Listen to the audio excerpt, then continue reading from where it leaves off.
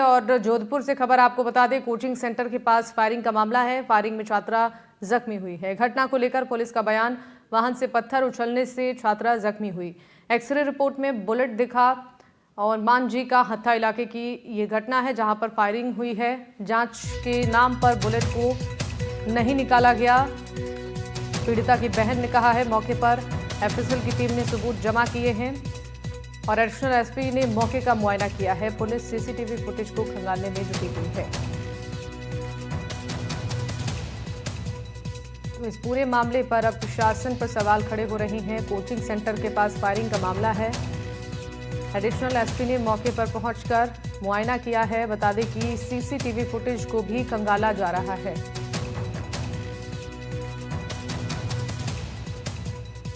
जोधपुर में फायरिंग के मामले को लेकर पूर्व सीएम अशोक गहलोत ने पोस्ट किया है और उन्होंने अपने पोस्ट में लिखा है, बच्ची पर दिन दहाड़े गोली चलाकर जानलेवा हमला होना अत्यंत चिंताजनक, निंदनीय और असहनीय है। इस घटना के संबंध में जोधपुर कमिश्नर से फोन पर बात की। उन्होंने जल्द ही अपराधियों की गिरफ्तारी का आश्वासन दिया है।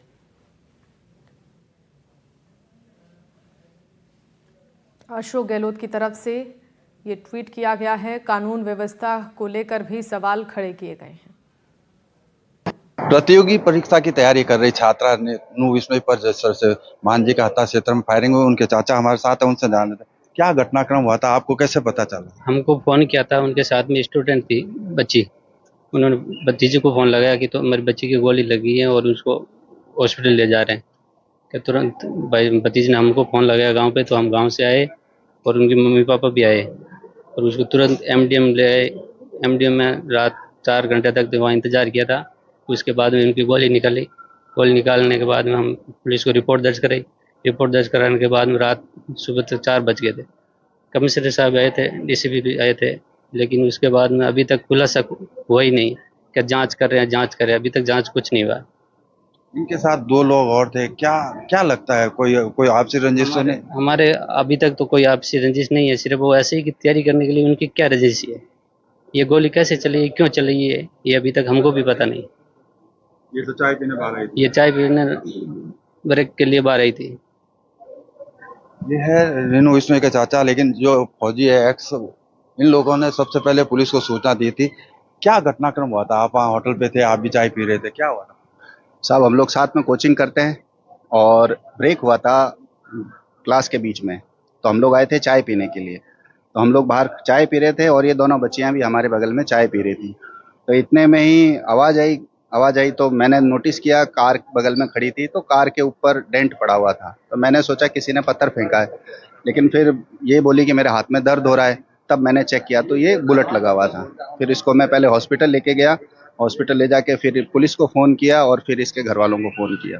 ये जो घटना हुई थी, क्या वहाँ 4 फायर हुए थे या एक ही हुआ था? रात को आप लोग भी मौके पे थे, मैं भी आया था वहाँ पर, क्या देख वहाँ मिला? अब सर फायर कितने हुए ये हमें पता नहीं, क्योंकि हम लोग बातें कर रहे थे और वहाँ पे भीड़ रहती है, ब्रेक हुआ था, काफ़ी बच्चे वहाँ प्रेजेंट थे। तो आवाज़ इतनी थी कि हमें सुनाई कुछ दिया नहीं, लेकिन वो बोनेट पे जो आवाज़ आई थी वो सुनाई दी थी। गोलियां कितनी चली इसका कोई आइडिया नहीं। एक चीज़ और मैं जानना चाहूँगा, जिस तरह से आपको क्या लगता है कैसी रिवॉल्वर से इसका फायर हुआ होगा? क्योंकि आप तो आर्मी में रह चुके हो, आपको एक्सपीरियंस है, रात को पुलिस से भी आप वार्ता कर रहे थे उसे। नहीं, फायर तो रिवॉल्वर से हुआ है, लेकिन अब कौन सी से हुआ ये एग्जैक्ट कहना मुश्किल है। और 9 पॉइंट तो हो सकता है, अब इतना आइडिया है नहीं। बुलेट देखने के बाद ही एग्जैक्ट कौन सी बंदूक है वो पता चलेगा। बाकी है रिवॉल्वर, राइफल नहीं है। बिल्कुल, आप देख सकते हैं प्रत्यक्षदर्शी है, साथ है, उनके सामने उस बच्ची के गोली लगी है। उनके चाचा है जो गांव से सूचना मिलने के बाद पहुंचे। फिलहाल अस्पताल के वार्ड में उसका ऑपरेशन के बाद में अगर कह सकते हैं इलाज चल रहा है।